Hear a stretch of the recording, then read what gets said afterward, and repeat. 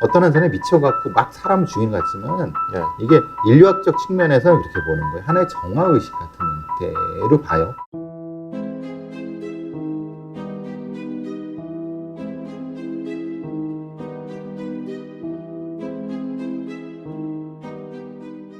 나는 이제부터 팔묘촌이라는 저주스러운 마을에서 겪었던 너무나도 무서운 이야기를 털어놓으려고 한다. 때는 전국시대 8명의 폐주 무사들이 황금을 가득 싣고 한 마을로 몸을 숨겼다. 마을 사람들은 처음에는 환영했지만 황금에 눈이 멀어 8명의 무사들을 몰살하고 말았다.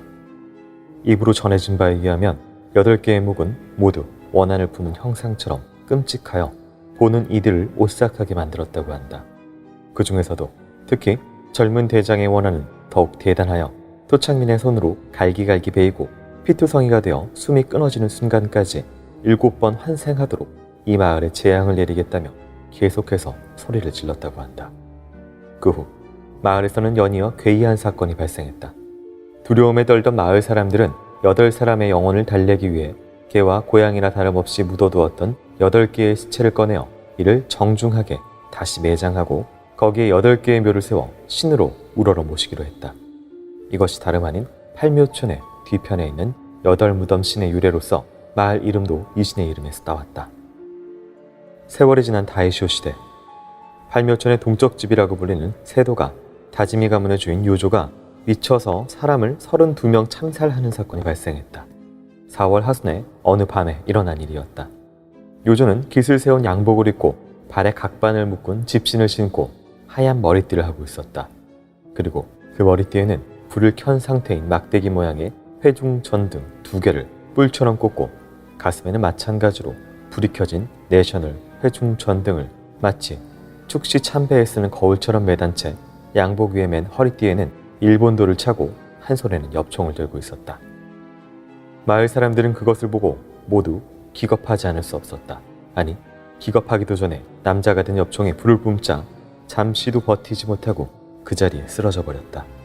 이쪽에서도 저쪽에서도 시체가 구르고 있었다. 어느 집이건 죽어가는 신음소리가 새어나왔다. 팔묘촌은 피범벅이 되어 있었다. 이렇게 요조는 하룻밤 동안 마을을 난장판으로 만들어 놓은 끝에 날이 밝은가 동시에 산으로 도망쳤고 그 후 행방이 묘연해졌다. 마을 사람들은 팔묘촌의 8무덤신이 각각 4명의 재물을 요구했다 하며 수군대는데 이 이야기는 그로부터 26년 후의 이야기다. 자, 오늘은 오랜만에 크라임북스 시간입니다. 범죄 추리 장르 전문 서점 미스터리 유니언의 유수영 대표님 모십니다. 안녕하세요. 유수영입니다. 오늘 함께 이야기 나눌 책은 요코미조 세이시 팔묘촌이라는 책입니다. 이거 소개를 좀 간단하게 부탁드릴게요. 작가인 요코미조 세이시는 일본 추리소설의 거장이라고 추앙받는 일본에서는 대단한 추리소설 작가이고요. 네. 또 팔묘촌이라는 작품 자체도 그 대표작일 뿐더러 일본 공포의 원점이라고 불릴 정도로 네. 굉장히 유명한 작품이더라고요. 1940년대부터 그러니까 정확하게 하면 1946년서부터 1980년까지 77권에 이르는 긴다이치 코스케라는 일본의 국민탐정이라고 할 수 있죠. 그 긴다이치 코스케가 나오는 시리즈를 집필을 했는데요. 네. 이제 그 중에 이제 대표작이자 대중들이 좋아하는 그런 작품이라고 할 수가 있어요. 제 또래 분들은 이걸로 아실 거예요. 김전일의 그렇죠. 할아버지의 명예를 걸고. 이제 긴다이치 코스케 시리즈는 2차 세계대전 후에 일본 사회의 사회상, 그러니까 이제 패전 후에 어떤 사회 변화들, 그리고 전통과 근대성의 충돌이라든지, 네. 지문에서 나온 대로 이렇게 미신이나 인스, 이런 것들을 통해서 드러나는 사건들을 가지고 분위기 자체를 으스스하고 네. 괴기한 분위기로 집필하는 게 바로 요코미조 세이시의 스타일이라고 다들 그렇게 말하기도 하고요. 그런 50년대 소설인데 지금 읽어도 너무 재밌어요. 나이 든 사람들이 좋아하는 소설. 제가 나이가 들었군요. 그렇죠.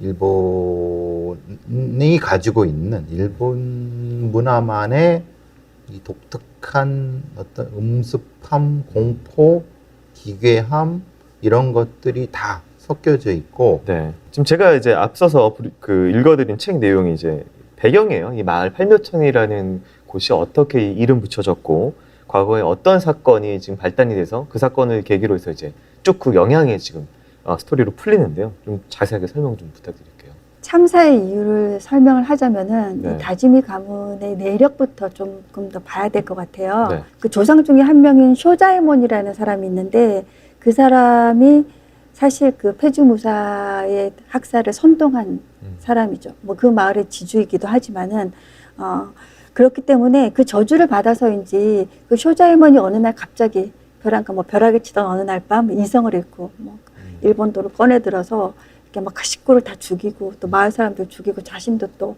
목을 쳐서 죽는 그런 전례가 한 번 있었어요. 네. 이제 있어서 그때 죽은 사람이 8명이었거든요. 네. 무사의 저주가 내려졌다고 하죠. 이제 그리고 나서 세월이 흐르고 또 다시 그런 일이 반복이 된 거예요. 여기에 나오는 요조가 성격 자체에도 진짜 난폭하고 잔인하기가 이를 데 없어서 평소에도 마을 사람들한테 진짜 공포의 대상이었어요. 근데 뭐 대지주고 부자고 뭐 실제 권력을 갖고 있으니까 네. 대항은 하지 못했지만은 그 요조가 그 츠루코라는 어떤 여인을 납치해서 납치 감금해서 이제 뭐 나중에 아이까지 낳게 해요. 네. 아이까지 낳게 하고 또 그 아기도 또 막 학대해요. 감금해서 학대하면서 지진다든지. 진짜 변태적인 애정을 막 쏟아붓고 있는 그런 네. 그런 상황인데 그때 이제 츠루코가 아기를 데리고 이제 드디어 이제 탈출에 성공해서 이제 네. 자취를 감춰버리자 이 요조의 광기가 그러니까 마을 사람들이 얘기하는 그런 저주의 광기가 이제 폭발한 거죠. 이게 사실은 이제 과거에 실제 있었던 사건을 네네네. 배경으로 했고 이게 또 저 같은 경우에는 이 사건을 그 미스테리 계보학이라는 예, 그 소설의 마스모토 세이초의 예. 거기서 이제 한 섹션이 어두움 속을 내달리는 엽총이라는 편에서 그거를 이제 극화해가지고 했는데 실제 사건이랑 결부돼 있다. 예, 실제 사건을 주요 모티브로 삼은 거죠. 네. 1938년 야카야마현 쓰야마시 보통은 쓰야마 사건 뭐 쓰야마 이렇게. 30인 네. 살해 사건 뭐 네. 이렇게 부른다고 해요. 도이 무츠오라는 네. 21살의 청년이 이제 하룻밤 1시간 반 만에 지금 소설에서 이제 설명된 거 그 거의 복장 같은 그대로. 행태로 네. 그 복장에 그 행동으로 네. 마을 사람들 30명을 그냥 무차별 총격 난사한 거죠. 네, 그러니까 말 그대로 그 제목이 어둠 속을 내달리는 엽총, 브라운이 엽총을 들고 회종종 등을 막 메고 칼도 일본도 차고. 그 장면 굉장히 일본에서는 유명하다고 하더라고요. 네. 이제 그 일본 사람들한테는 그게 공포의 상징? 요새 뭐 이런 종류의 이렇게 순간적으로 연속살이를 대단히 사람들에게 하는 뭐 이런 것이 나오거든요. 이 부분은 어떻게 보셨어요? 폐쇄적인 문화에서 발생하는 어떤 일종의 전복 같은 느낌으로 받아들였어요. 그러니까 네. 어떤 폐쇄적인 집단에서의 갑자기 무엇인가 미쳐갖고 날뛰는 네. 그게 소위 말하는 종내혼 혹은 이 근친상간에서의 미친 유전자의 역할 뭐 이런 얘기를 해요. 그래서 그런 걸 그게 뭐가 되냐면 일종의 빅맨 같은 거예요. 네. 그 폐쇄적인 공동체를 정화시키는 거예요. 이게 어떤 사람이 미쳐갖고 막 사람을 죽이는 것 같지만 네. 이게 인류학적 측면에서는 그렇게 보는 거예요. 하나의 정화의식 같은 형태로 봐요. 그래서 굉장히 보시면은 굉장히 과학적이고 굉장히 네. 그런데 여기서는 약간 업 같은 그렇죠. 뭐 이렇게 식으로 좀 왜냐하면 묘사가 되는데. 그것은 우리가 과거에 잘못을 저질렀기 때문에 네. 당연히 그건 그렇게 받아들여야 되는 거야. 8명이 죽었잖아. 네. 32명이 죽었잖아. 그거 왜 그랬겠어? 우리의 조상이 과거에 도래인 외지인들을 학살했기 때문에 당연히 우리는 그 업보를 받는 거야. 일종의 정화의식인 거죠. 네. 그런 식으로 이게 반복된다는 거예요. 실제로 대량살인과 연쇄살인과 이것에 나타나는 문화적 기초는 사실은 폐쇄적인 사회와 개방적 사회에서 네. 나타나는 크게 차이가 나요. 하여튼 이게 뭐 우리도 많은 대량살인이나 연속살인을 많이 현재도 목격을 하고 있지만 가장 큰 근본적인 차이는 불특정한 다수, 외부의 불특정한 다수를 일명 사냥하듯이 죽이는 요새의 그런 것들이 있다면 내부 사람들에 대한 어떤 그런 가학적인 살해 행위라는 게 굉장히 차이점이 있네요. 네. 요거의 차이는 정의정의 7년의 밤에서 나타날 수 있어요. 우리 민족의 내재해 있는 공포와 그것을 어떻게 대응하는 또한 비슷한 형태의 살해, 집단 살해 이런 것과 그거 역시 해결하지 않고 저수지에 묻어뒀던 그렇죠. 그런 부분들이 여기는 뭐에 묻어있냐면 무덤에 묻어둔 거고 네. 정의정은 우물, 네. 뭐 저수지 그런 일들이 나타나죠. 이게 뭐 이제 본격적인 이건 설정에 관한, 그리고 세계관에 관한 이야기들을 좀 나눠봤고요. 이야기를 좀 살펴봐야 될 것 같은데요. 이 앞서서 대량살인을 한 요조라는, 다짐의 요조라는 인물이 어느 날 사라져버립니다. 그 모습 그대로. 그리고 26년이나 세월이 흐르고요.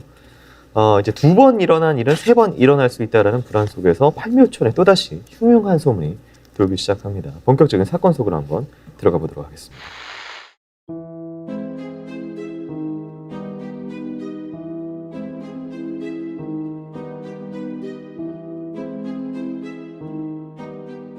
데라다 씨, 대가한테 편지예요. 그 편지는 변소 화장지처럼 거무죽죽한 색을 한 조악한 싸구려 종이 봉투로 수신자명을 쓴 글씨도 어린아이가 쓴 것처럼 몹시 서툴고 인사말에도 군데군데 뚝뚝 잉크가 번져 있었다. 왠지 모르게 괴이한 가슴 두근거림을 느끼면서 서둘러 봉투를 열었다. 팔묘촌에 돌아오면 안 된다. 네가 돌아와도 좋은 일이 일어나지 않는다. 여덟 무덤신이 분노하실 것이야. 네가 마을에 돌아오게 되면 피다. 26년 전에 대참사가 다시 되풀이되고 팔묘촌은 피바다가 될 것이야. 잠시 나는 멍한 상태였을 것이다. 젊은 재수씨가 부르는 소리가 처음에는 어딘가 먼 곳에서 들려오는 듯한 기분이었다. 나는 겨우 현실 세계로 돌아와 당황해서 그 편지지를 봉투에 집어넣고 주머니 안에 쑤셔넣었다. 데라다 씨, 무슨 일 있어요? 그 편지에 뭔가 이상한 말이라도 쓰여 있나요? 별로... 왜 그러십니까? 되게 얼굴이 새파랗게 질려 있잖아요. 팔묘촌. 내가 이 기묘하고 불길한 이름을 접한 것은 그때가 실로 처음이었다. 팔묘촌. 이름만으로도 이미 사람을 위협하기에 충분한데 한층 갖가지 이상하고 위협적인 문구가 적혀있지 않은가. 8 무덤신의 분노. 피다. 26년 전의 대참사. 팔묘촌은 피바다가 될 것이다. 되간절 이 편지는 어떤 의미일까? 이 편지를 쓴 사람의 진위는 대체 어디에 있는 걸까? 모르겠다. 내게는 무엇이든 모를 일뿐이다. 그리고 모르는 만큼 한층 섬뜩했던 것이다. 그저 아는 것은 편지 또한 이전의 사람 찾기와 관계가 있는 일 같다는 것이다.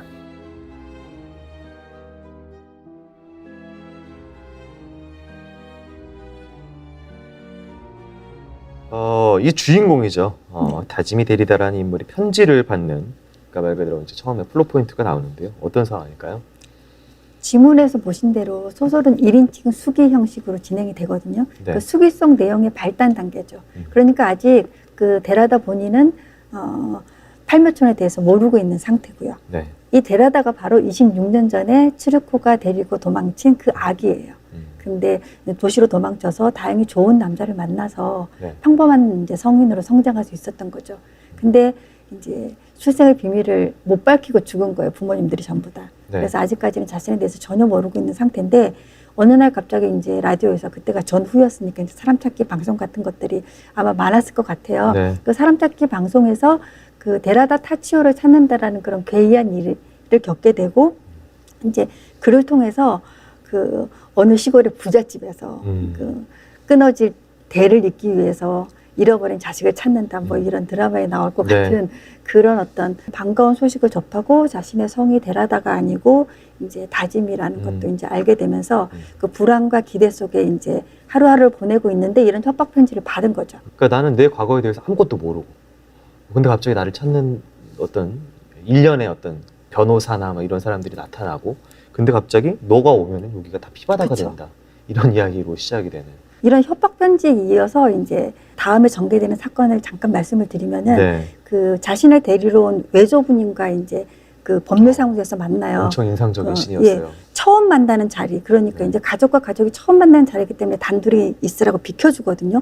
그 자리에서 외할아버지가 독살을 당해요. 그러니까 갑자기 말하다가 피를 토하고 터고 죽죠. 쓰러지죠. 네. 이제 그게 사실 알고 보면은 할아버지가 드시는 약을 바꿔치기 해서 이제 그 약에 독이 들어있어서 죽은 건데, 네.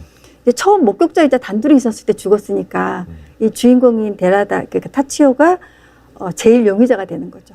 네. 이제 여기서부터 실현이 시작되는 거예요. 네네.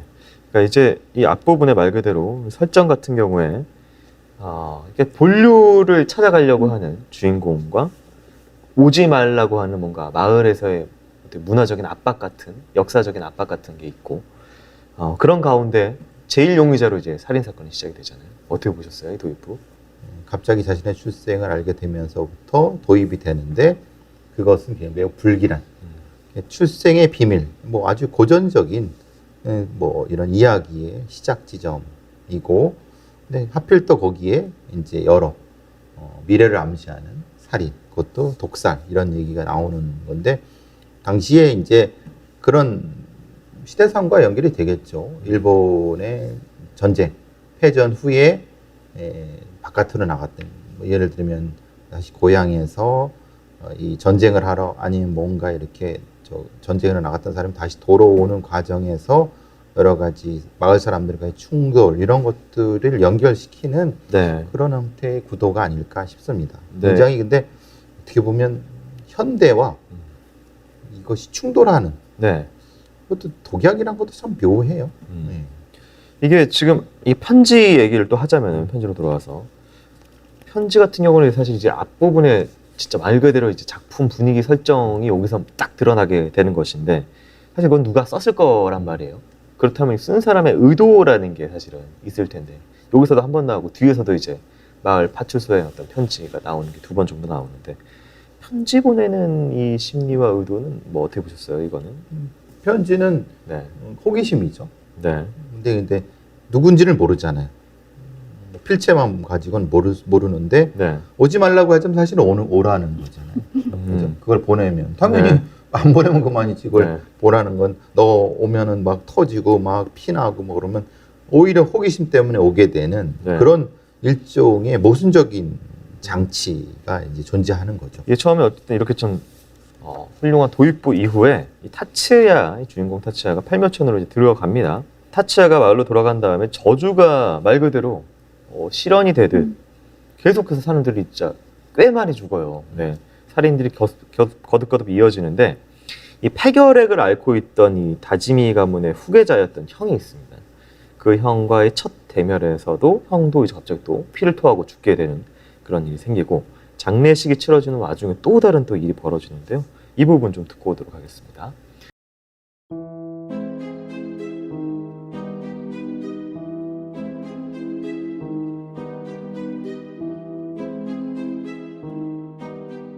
아, 잠깐 타치야 씨. 하루코는 나를 불러세우고 당신을 시키는 건 미안하지만 밥상을 하나 옮겨주세요. 네, 알겠습니다. 누구한테 가져갈까요? 정식상이 2개 있죠? 그중 하나를 가져가 주세요. 나머지 하나는 제가 가져갈 테니까. 그리고 저쪽에 가서 자리를 잡으시고. 예, 스님 거 말이죠? 이거는 어디에? 어디건 괜찮아요. 다 마찬가지니까. 나와 하루유 누님은 정식상을 하나씩 가지고 일어섰다. 심아 씨, 그럼 남은 것들을 순서대로 옮겨주세요. 저는 이대로 자리에 앉아 있을 테니. 정식상을 든 나와 누님은 어깨를 나란히 하고 방에 들어갔다. 그리고 2 사람의 위치에 따라 내가 가져온 상은 랭코사의 코젠 스님 앞에 놓았다. 누님은 마루오사의 에이센 스님 앞에 상을 놓았다. 2 스님은 옷소매를 주무르면서 조용히 고개를 숙였다. 그럼 아무것도 차린 것은 없지만 부디 마음 편히. 코젠 스님도 에이젠 스님도 술은 그다지 강하지 않은 듯 잔을 엎어놓고 젓가락을 집어들었다. 다른 사람들도 점차 그렇게 하는 사람들이 많아져 밥을 더 달라고 하는 통에 시마 씨가 바쁘게 움직여야 했다. 그러는 중에 이거 어떻게 된 거야? 날카로운 고함 소리에 내가 문득 고개를 들자 마루오사의 에이센 스님이 뒤에서 코젠 스님의 몸을 부둥켜 안고 있었다. 코젠 스님은 젓가락을 떨어뜨리고 한 손으로 다다미를 짚은 채 한 손으로 목에서 가슴을 쥐어뜯고 있었다. 괴로워. 가슴이. 코젠 스님은 다다미를 북북 긁으며 전혀 인간의 목놀림이라고 생각되지 않을 만큼 격하게 몸을 떠나 있더니 밥상 위에 칵하고 피를 토했다. 네, 이게 스님들이 이제 2군데 절이 있고요. 스님들이 나오고 식사를 옮겨주고 있는 가운데 갑자기 또 한 분이 또 독살로 피를 토하는 장면. 좀 설명을 해주신다면요. 예, 타치아가 가는 곳마다 지금 살인이 일어나고 있죠. 그렇죠. 그러니까 첫 번째 살인은 이제 외할아버지와 처음 만났을 때, 그리고 두 번째 살인은 그 형님을. 이복 형이 형과 또 첫 대면 자리에서 네. 그 두 사건은 다 이제 약을 바꿔치기 해서 이제 독살이 된 건데 이제 세 번째 살인 사건이 일어난 거죠. 타치아가 상을 이제 가져다 놓은 상에 상을 받은 스님이 이제 독살을 당한 거고 더군다나 또 식초 요리에 또 독이 들어 있었어요. 아, 네. 이 타치아는 또 식초 요리를 싫어해서 또 자기는 젓가락도 안 된 또 의심점이 또 있는 거예요. 그러니까 이게 뭐냐면은 어떤 상을 가져다 줄지에 대한 예를 들어서 랜덤으로 누군가를 노린 그쵸. 것이냐. 누가 될지는 모르지만 네. 어쨌든 식초 요리를 싫어하는 타치아는 안 먹을 거니까. 이렇게 계속 그 타치아가 가는 곳마다 살인이 일어나니까 근데 지금 1인칭 서술 시점으로 전개되고 있잖아요. 네. 그래서 보는 사람, 이렇게 책을 읽는 사람들은 타치가 결백하다라는 심정을 알겠는데 네. 정말 일이 이렇게 교묘하게 진행이 되니까 독자들뿐만이 아니라 타치아 본인조차도 내 안에 내가 모르는 그런 무서운 제2의 인격이 숨어 있어서 조상님의 그게 뭐가 피가 예, 그런 나한테 있지 않나. 미치광이의 기질도 있을 뿐더러 아니면은 뭐 다중인격 같이 자기는 모르지만 본인격은 모르지만 또 알지 못하는 제2의 인격이 나도 모르는 사이에 살인을 저지르는 것인가 이렇게 스스로 의심할 정도로 지금 굉장히 이제 본인도 불안에 떨기 시작해요. 그리고 조금 덧붙여서 말씀드리면 여기 하루요 누님이 나오잖아요. 네네. 그 하루요 누님은 그 이복 누난 거죠. 네. 근데 또 역시 마찬가지로 심장병을 앓고 있어요. 그래서 네. 조산하로 나와서 예, 안 그래서 튼튼하다. 건강이 좋지 못해서 역시 가문을 잊지 못하고 타치아가 이제 가문을 이길 수밖에 없어서 이제 찾은 거죠. 네. 근데 뭐 그렇다고 미워하거나 뭐 배척하지 않고 굉장히 세심하게 돌봐주는 그런 캐릭터로 나와요. 뭐 앞에서 잠깐 나오긴 했지만 사실 뭐 서술 트릭이라는 부분 그 장르가 또 따로 있잖아요. 그러니까 말 그대로 이제 예를 들면 1인칭 같은 경우에는 우리가 절대적으로 그 사람의 이야기에 따라가기 때문에 그 사람을 신뢰를 신뢰하죠. 하면서 예. 가는데 그걸 비틀어 버린다든지 이 안에서 벌어지는 어떤 그런 문제의 트릭이 아니라 이제 글 쓰는 방법을 가지 트릭처럼 쓰는 그런 것들이 장르들이 좀 나오기 시작을 했어요. 그래서 뭐 그런 부분도 좀 의심을 좀 사는 부분인데 이 앞부분 같은 경우에는 어떻게 보셨나요? 범인은 네, 그 안에 있다. 마을에. 가까이 있다. 네. 말하자면 막 가까이 있는 게 아니라 이 서술하는 사람, 말하는 사람 주변에 있다. 라는 건 어렴풋이 알게 될 것 같아요. 왜냐하면 계속 거기서 일어나니까. 네. 근데 거기에 빠지다 보면은 정작 중요한 큰 그림을 놓치게 되는 일종의 재미적 요소. 따라가다 보면은 거기에 매몰되고 정작 중요한 요소를 놓치고, 그러니까 범인은 누군지 좀 알 것 같지만 사실은 좀 두고 봐야 되는. 네. 그게 약간 감질만 나는 것이 반복되는. 그러니까 코끼리의 전체 모습이 아니라 조금씩만 보여주는 형태의 그런 계속 트릭을 가지고 네. 전개가 되는 것 같아요. 이게 또 독살 이야기를 또 해야 될 것 같은데 방법이 사실 독살이라는 게 앞에서 편지에 이런 얘기는 있었습니다. 피다라는 부분이 사실 피를 토하면서 죽는 같은 공통된 모습이 또 있고 몇몇 사람은 독살이 아닌 케이스도 좀 있지만 또 한 가지는 이제 독이라는 것 자체가 바로 예를 들어서 찌르는 사람이 바로 이렇게 보이는 게 아니라 먹이고 나서 근데 죽는 것까지 시간텀이 약간 좀 있는 그런 부분들을 이용해서 범인을 직접 보지 못하는 그렇죠. 살해 장면 뭐 이런 것들이 좀 들어가 있어요. 지연된 살인이기도 하고 네. 소위 여성형의 범죄이기도 하고 전시형의 범죄이기도 하고 두렵죠. 누군지 모르잖아요. 네. 왜냐하면 늘 일상 먹는 거 속에서 이게 진짜 신뢰해도 되나? 신뢰할 수 있나? 사실은 여기에 모인 사람들은 혈연적으로도 가까운 사람이기도 하지만 같이 살아서 가깝지만 사실은 그 속에 범인이 있다는 거. 그게 사실은 이 소설의 핵심인 거 아니겠습니까? 네. 그러니까 믿을 수 없는, 신뢰할 수 없는, 서로가 서로를 신뢰할 수 없는 상황. 그래서 독사를 선택한 거는 그런 어떤 은밀함, 그리고 또한 아마 여성형의 수법일 수도 있고 공포를 극대화시키는 네. 뭐 이런 것과 연계되겠죠.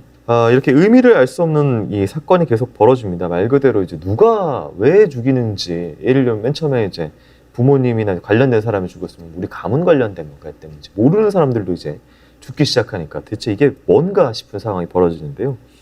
처음으로 이제 살인의 동기라고 할 수 있을 만한 단서가 발견이 되는데 그 부분 한번 듣고 들어가겠습니다.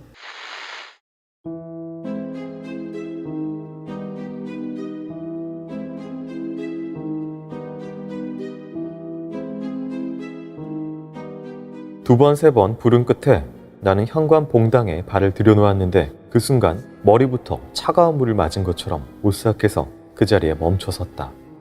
바이코 스님이 엎드린 자세로 쓰러져 있었다. 게다가 다다미 위에는 검은 얼굴이 번지고 머리맡에는 다지미가에서 받은 정측상이 엎어져 있었다. 내 무릎은 부들부들 떨렸다. 목구멍이 따끔거리고 눈앞이 캄캄해지는 기분이 들었다. 내가 가는 곳마다 피로 비가 내릴 것이다. 아까 고이차의 비구니가 외친 말이 번개가 번뜩이듯 뇌리에 되살아났다. 그렇다, 그대로다. 여기에도 하나 살인이 일어났다. 내가 문을 나오자 미야코가 옆에 다가왔다. 왜 그래요? 무슨 일 있었어요? 안색이 파래요. 바이코 스님이 죽었어요. 그 말을 하는 게 고작이었다. 바이코 스님은 역시 죽어 있었다. 그리고 그 사이는 조부인 우시마츠나 형인 히사야나 또 렌코사의 코젠 스님과 마찬가지인 듯 다다미 위에 새어나온 피의 흔적은 비슷했다. 바이코 스님의 입술에도 검게 굳어진 피가 달라붙어 있었다. 미야코와 나는 망연하게 시선을 교환하고 있었으나 그때 나는 한 장의 종이 쪽지가 엎어진 밥상 옆에 떨어져 있는 것을 알아차리고 아무 생각 없이 주워들었다. 그것은 포켓 다이어리를 잡아찢은 종이 한 장으로 거기에는 만년필로 크게 쓴 글씨로 다음과 같이 쓰여져 있었다. 그리고 이상의 이름 중 타케님의 삼나무, 이카와 우시마츠, 다지미 히사야, 렌코샤의 코젠, 우바가야치의 비구니, 바이코의 이름 위에 각각 붉은 잉크로 줄이 그어져 있었다.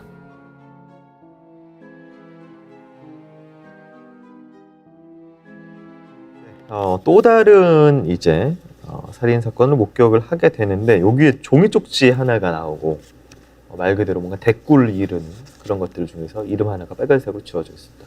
어떤 내용일까요? 네, 지난밤 장례식이었죠. 장례식 때 바이코 스님이 이제 좀 먼저 나가요. 먼저 나가면서 그 타치야에게 신상에 관해서 되게 중요한 이야기가 있으니 이제 나를 꼭 찾아와 달라 그렇게 당부를 하고 이제 먼저 자리를 뜨거든요.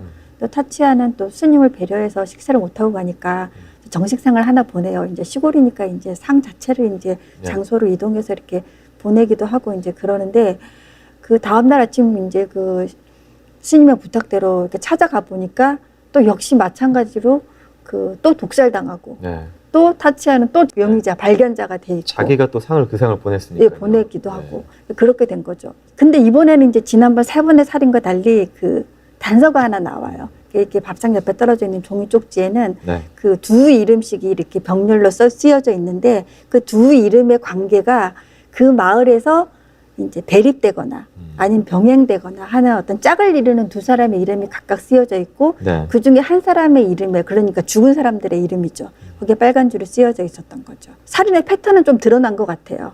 그러니까 그런 어떤 두 사람 중에 한 명이 죽는다. 하지만은 동기는 여전히 오리무중인 거죠. 그러니까 전설대로 마을 사람들의 소문대로 어떤 미치광이가 여덟 무덤신의 어떤 저주를 사하기 위해서 8명의 제물을 바치는 건지 아니면 정말 그 살인자가 교묘하게 동기를 숨기기 위해서 어떤 또 다른 규칙을 만들어낸 건지 이제 그런 건 아직도 이제 미스터리로 남아 있는 거죠. 이게 이제 말 그대로 이후에 펼쳐지는 중심 라인, 그러니까 왜 이 살인이 벌어졌는지 트릭의 핵심 부분인데 교수님은 어떻게 보셨어요? 둘 중에 하나가 죽어야 된다. 동전을 던지는 거죠. 선택받는 게 공포죠. 너 아니면 내가 죽어야 되고 그 마을은 묘하게도 대립되는 두 집단이 있어요.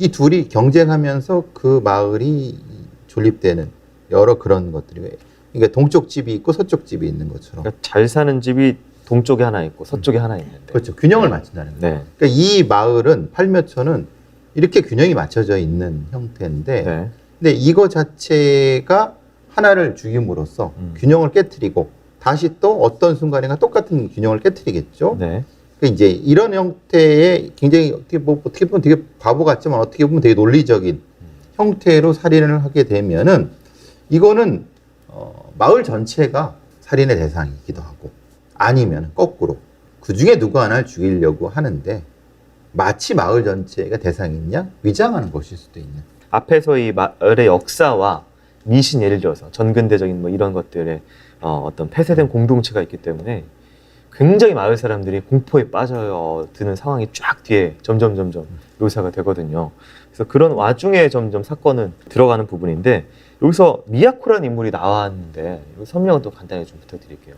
교수님 말씀하신 것처럼 동쪽 집, 서쪽 집, 서쪽 집인 노무라가의 집안 사람이에요. 네. 집안 사람인데 도시 출신이라 비교적 관습에 휘둘리지 않는 그런 인물인 거죠. 그래서 외할아버지가 돌아가셨을 때 이제 대신해서 타치야를 데리러 이제 도시로 나와서 이제 안내를 해서 데리고 간 인물이에요. 네. 그런 인물이라 타치야가 마음속으로 되게 의지하고 있는 그런 또 사모하기까지 하는 네. 뭐 그런 인물이거든요. 스님을 보러 가는 길에 우연히 길에서 이렇게 뭐 작은 소동이 있었는데 거기서 만난 거예요. 네. 만나서 이제 같이 동행해 주겠다고 해서 같이 가서 현장을 발견하게 된 거죠. 네. 예를 들면 하루요 같이 약간 몸이 약한 이복 누나 같은 경우에는 전근대성의 문화에 있다면 이 미야코 같은 경우에는 약간 근대로 넘어간 네, 도시. 그렇죠. 그러니까 좀 간념 것도 이제 대립되는 어떤 네. 그런 뭐 인물로 대범하고 네. 그리고 결단력도 있고 음. 그런 어떤 약간 여장부 그리고 여기서 말하는 누나 같은 네. 그런 스타일로 나와요. 사실 이제 나중에도 이제 둘이 대립된 쪽지에 적혀 있는 부분도 나오고 예, 양쪽에 2명 적혀 있죠. 네. 자, 주인공 타치야는 사건의 한가운데에 빠진 가운데 마을에 숨겨진 비밀 통로가 있습니다. 여기 정체를 알게 되는데요. 그 부분 살펴보도록 하겠습니다.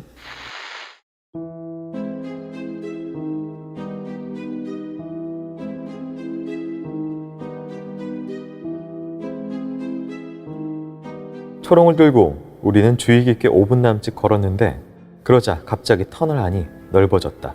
나는 깜짝 놀라 초롱을 들고 주변을 둘러보았는데 바로 그때였다.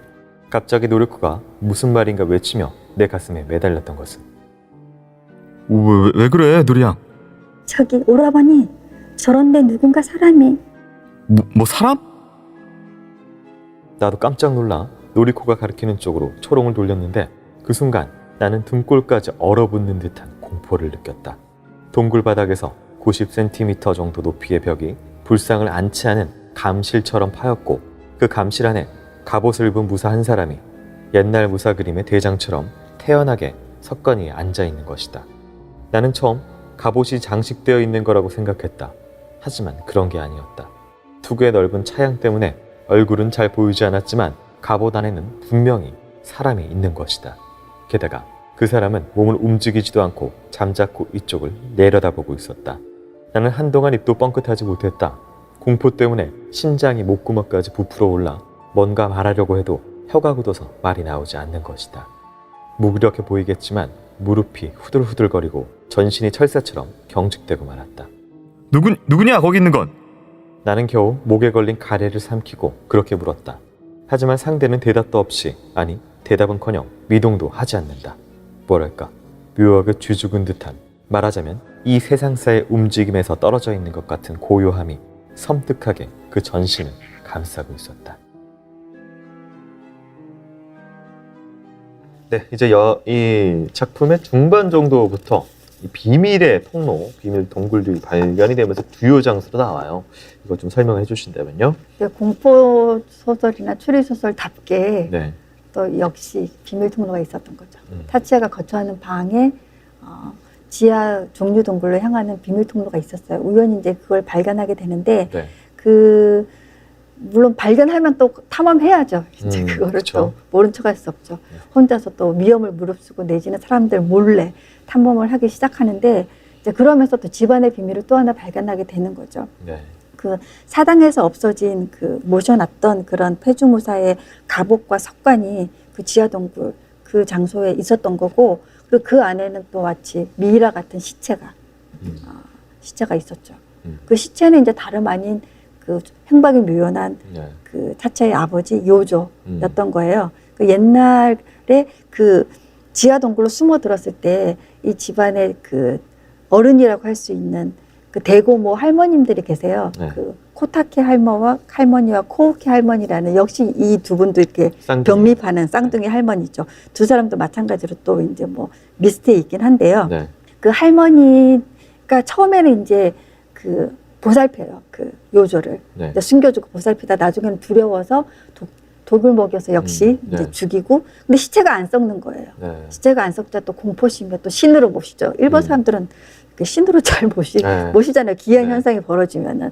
그래서 이제 뭐 사당에서 그런 걸 갖고 와가지고 신으로 모시고 이제 있는 차에 이제 이걸 발견을 한 거죠. 네. 이제 사건의 무대는 그 팔묘촌뿐만이 아니라 이제 보이지 않는 지하 동굴에 더 으스스한 분위기로 이제 접어들게 되는 거죠. 네. 그리고 하나 또 더 붙이면은 여기서 금화를 발견합니다. 그러니까 이제 네. 앞서서 8명의 폐주무사가 숨겨놨던 엄청난 다량의 금을 가지고 이 마을로 왔고, 사실 그 금도 탐나고, 그 다음에 이 사람들을 숨겨줬다는 것 때문에 나라님의 어떤 화를 입을까, 두 가지가 겹쳐서 폐주무사들을 죽이고 그 금을 이제 어딘가에 이렇게 얻으려고 했지만 이미 못 그 찾았죠. 금은 못 찾았죠. 예, 폐주무사들이 어딘가에 숨겨놔서.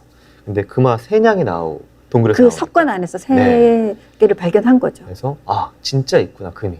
그러면서 이제 그렇죠. 모험 장르까지 여기서 갑자기 추가가 되는. 이제 보물찾기까지 들어간 네. 거죠. 살인극이 벌어지는 가운데 보물찾기까지 시작이 되는. 뭐 그런 거기다가 또 여기 놀이코양이 나오잖아요. 상황. 또 멜로까지. 또. 예, 로맨스까지. 네. 예. 그리고 약간 있어. 놀이양이냐, 하루요 누님이냐, 아니면 그 아까 미야코냐. 예, 예. 네, 여자가 3명 등장하죠. 놀이코양은 사촌 여동생이에요. 네. 사촌 여동생인데 여기는 예. 약간 근친이 이게 되니까. 예, 네. 예, 그렇죠. 네. 그 동굴을 탐험하다 우연히 만나게 돼요. 네. 그러니까 비밀을 공유하는 사이가 되니까 그로 이제 지하에서 이제 만나면서 이제 자주 이렇게 그 비밀을 알아가는 파트너가 돼요. 네. 좀 저 중반에 이제 하이라이트 넘어가기 직전까지 저희 이제 줄거리는 여기까지만 살펴볼 건데요. 이 부분까지 어떻게 보셨나요? 공간을 확장시키는 거죠. 네. 그러니까 팔매촌이라고 하는 협소한 그 어떤 공간을 지하 석회암 동굴이라고 하는 네. 무한 확장하는 형태. 마치 보물섬에서 보물을 찾아 떠나는 대항해를 하는 것처럼 사실 미지의 동굴이잖아요. 네. 가본 적도 없고 그 안에 또 굉장히 여러 가지가 있어요. 물도 있고 네. 뭐도 있고 다 있어요. 그러니까 탐험이죠. 그러니까 일종의 소년들이 네. 막 들떠갖고 어떤 공간을 막 탐험하는, 우리가 예전에 그 해적, 네네. 뭐 보물선, 보물 지도가 심지어 있어요. 여기. 보물주머도 네, 있고 네. 이런 형태처럼 네. 그러니까 그 흥미가 있을 만한 거는 다 넣었어요. 네. 다만 멀리 바다로 가는 게 아니라 미지의 종류 동굴로 가서 무엇인가를 찾는 느낌인데 공포, 어둡잖아요. 네. 이런 부분들과 관련돼 있어 아마 이런 일종의 탐험 소설이죠. 이렇게 보면. 중간 넘어가면서부터. 네. 네. 그렇게. 그래서 어떻게 보면 모험 소설, 네. 또 어떻게 보면 공포 소설, 또 나중에 보면 추리 소설. 네. 근데 그 여러 개의 공을 핸들링을 하는데 네. 결국 마지막까지 잘 돌려서 잘하죠. 내려놔요. 이 말이 되게 다 끝나게 되는 그런 묘기를 한번 보실 수 있는 책이었습니다. 이 8건의 살인이 일어나기 전에 타치아는 저주의 운명을 극복하고 자신과 다지미가의 비밀을 둘러싼 진실에 접근할 수 있을지, 살해 공포 속의 마을 사람들의 집단 관계가 어디까지 치달을지 괴이하고 교묘한 연쇄의 살인의 범인이 과연 누구인지 작품을 통해서 한번 확인하시길 바랍니다. 좀 정리를 좀 해야 될 것 같아요. 이제 뒷부분에 사실 저희가 말씀드린 게 말 그대로 한 중반 정도까지의 스토리고 이후에도 정말 많은 일들이 정말 벌어지거든요. 그건 말 그대로 작품을 통해서 한번 확인해 보시면 될 것 같고요. 좀 작품 정리를 좀 해볼까요? 일단은 뭐 대표님 말씀하신다면요.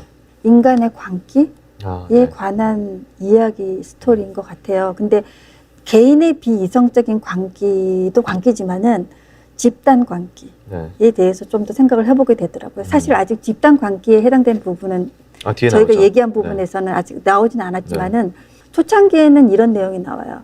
츠르코, 타츠요 어머니. 그러니까 타츠요 어머니 츠르코 한 사람만 희생하면 마을은 평화롭다. 왜냐면 그 세도 가문의 그거니까. 예, 그 사람의 관기를 그 사람이 다 받아내는 거죠.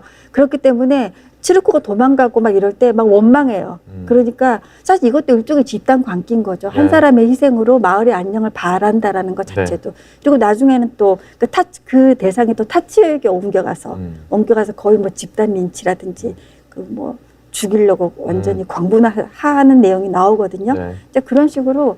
근데 예전에는 진짜 미신이나 인습이 만연했던 시대라 네. 뭐 사람들이 무지해서 이럴 수도 있다고 치지만은 사실 또 생각해 보면은 현대도 이렇잖아요. 그렇죠. 현대도 그런 어떤 집단이라는 익명성이라든지 또 면피가 되잖아요. 나 혼자서 하는 일이 아니니까. 그런 것 뒤에 숨어서 이렇게 그 집단적으로 가하는 그런 이기심이라고 할까? 네. 이런 것들이 또 이렇게 연결돼서 생각이 들더라고요. 네.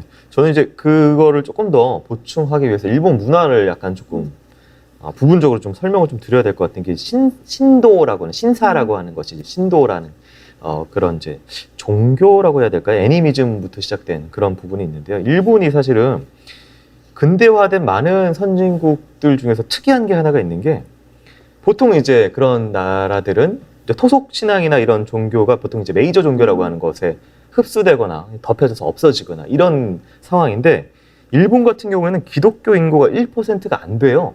네. 기독교를 믿는 인구가 1%가 안 돼. 0.5%로까지 떨어졌다는 얘기가 있고요. 불교 역시 이제 어떤 종교로서 기능하기보다는 이제 어떤 부모로부터 절을 물려받은 스님이 장례를 좀 해주고 묘지 관리해주고 막 이런 정도의 역할을 좀 하고 있는 그런 상황이고요. 그러니까 어떤 승려가 깨달음을 얻는 과정 이런 것에 대한 게 아닌 그런 상황인데 일본이 이제 다신교 세계관이기 때문에 이런 유일신, 그러니까 절대 논리 이런 것들이 굉장히 좀 받아들여지기 힘든 게 아니었냐 이런 분석도 있고요. 이런 좀 신도라고 하는 우리가 아는 그 신사, 그 신도라는 것이 이제 특이한 게 일본 같은 경우는 인간도 죽으면 신이 된다라는 믿음이 있대요. 그래서 이제 정말 수많은 다양한 신들이 있는데 가장 특이한 게 이거 같아요. 악한 사람을 모시는, 그러니까 악령을 모시는 신사가 있다. 그러니까 악한 사람도 그 사람 악령으로부터 내가 피해를 안 당하기 위해서는 그를 모신다라는, 여기서 우리 작품에 나오는 요조라는 인물도 그러기 때문에, 그리고 8패주무사도 그러기 때문에 이제 모시는 그런 문화적 배경이 나오는데요. 인간은 기본적으로 이제 불확실성이 높으면은 뭔가 굉장히 확실한 담보를 주는 존재를 필요로 하잖아요. 근데 일본 같은 경우는 지진이나 어떤 자연재해도 이제 섬이니까 파도나 물 이런 것도 굉장히 많았고, 또 이제 내전, 무신정권 이런 정치적인 상황도 굉장히 불안했기 때문에 뭔가 이 평안을 보존해줄 많은 신들이 필요로 하지 않았을까, 다신 이런 이야기도 있고. 근데 이제 이런 상황들이, 이런 자연재해나 이런 것들이 개인의 문제로 해결될 게 아니고 이 마을이나 공동체 단위로 해결될 수 있기 때문에 굉장히 또 이제 집단 중심으로 발달할 수밖에 없는 그런 문화적 배경을 갖지 않나, 이런 분석들이 있더라고요. 그래서 이런 그 집단 문화나 이런 신을 모시는 이런 배경들, 그러니까 앞서서 저희가 전근대, 근대 이런 얘기를 했었는데 이런 전근대적인 배경 안에서 이 마을에서 일이 벌어지고, 근데 여기에 이제 대항하는 게 이제 탐정이 이성을 가지고 이렇게 분석을 하는 존재잖아요. 그러니까 합리주의적인 어떤 합리론의 그런 존재인데, 그렇게 여기서 대립을 하면서 뭔가 좀 이 사람들의 그 광기 대 탐정의 이성주의가 대치하면서 벌어지는 많은 일들이 이 작품을 통해서 좀 나타나고 있지 않나, 그런 생각이 좀 드네요. 네. 교수님은 또 어떻게 보셨을까요? 일본의 근대화는 겉으로는 이제 물질적 근대화는 됐는데 사실 심리적으로 아니면 문화적으로 이제 그 내적인 근대화는 상당히 어려울 거예요. 내적 갈등 자체를 그렇게 싫어하는 그런 형태이기 때문에 일본 스스로 일종의 열등감, 뭐냐면 무엇인가 전근대적인 걸 버리지 못한 상태에서 계속 그것을 버려야 된다고 하는 강박 속에서, 그 강박은 뭐로 나타나냐면은 과거에 대한 어떤 미신을 리콜하는 거죠. 그러니까 리콜해서 죽이고 싹 정리하고. 근데 사실 죽이고 나면 내가 그거거든. 반복되는. 그 반복되는 것에 대한 두려움, 공포가 아마 이런 문학으로 나타났을 거라는 생각을 해요. 자, 오늘 오랜만에 진행해본 크라임북스는 여기까지였습니다. 또 다음번에도 재밌는 책을 가지고 여러분과 이렇게 대화를 할 수 있는 시간 가져보도록 하겠습니다. 자, 저는 인사드리겠습니다. 교수님, 대표님 수고 많으셨습니다. 수고하셨습니다.